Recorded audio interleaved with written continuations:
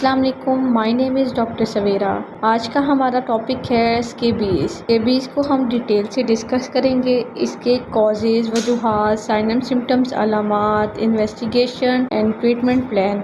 Scabies होता क्या है? स्केबीज़ जो है वो एक पैरासिटिक इन्फेस्टेशन होता है स्किन का, जो कॉज हो रहा होता है सार्कोप्टीज स्केबियाई माइट के थ्रू। ये एक स्किन की बहुत कॉमन डिजीज़ है स्केबीज़, जो कि इन्फेक्शन हो जाता है कीड़े के काटने से। सार्कोप्स स्कैबी जिसका नाम है, उसके काटने की वजह से ये जो कीड़ा है वो अपर लेयर ऑफ स्किन पर बैठता है, जो कि वहाँ पर अंडे देते हैं और कॉज कर देता है एक एलर्जिक रिएक्शन, जो कि शदीद इचिंग और रैश की तरफ कन्वर्ट हो जाता है। नेक्स्ट बात करेंगे कॉजेज़ ऑफ स्केबीज़।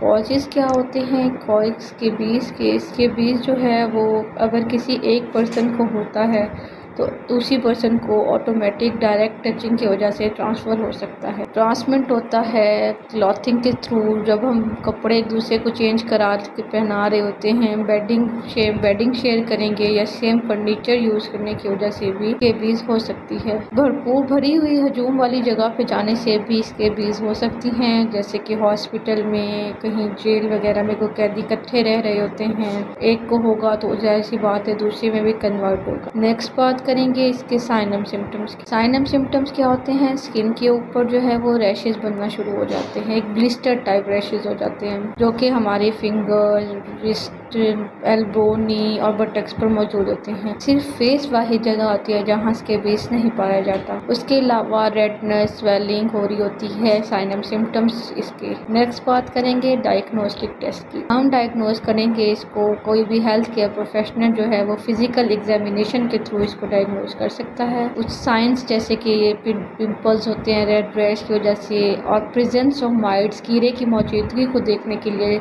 हम माइक्रोस्कोप का यूज़ करेंगे।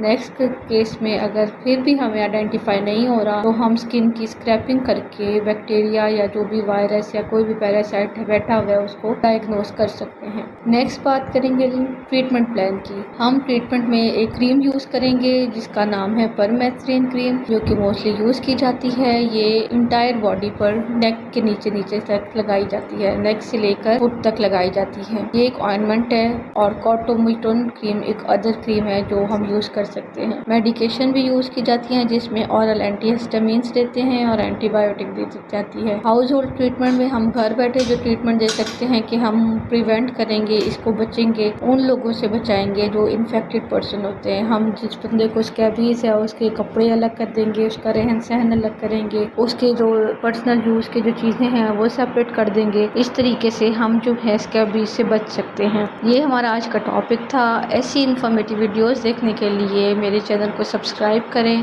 उम्मीद है आपको वीडियो पसंद आई होगी। काइंडली मेरे चैनल को सब्सक्राइब करें। ओके, अल्लाह हाफिज़।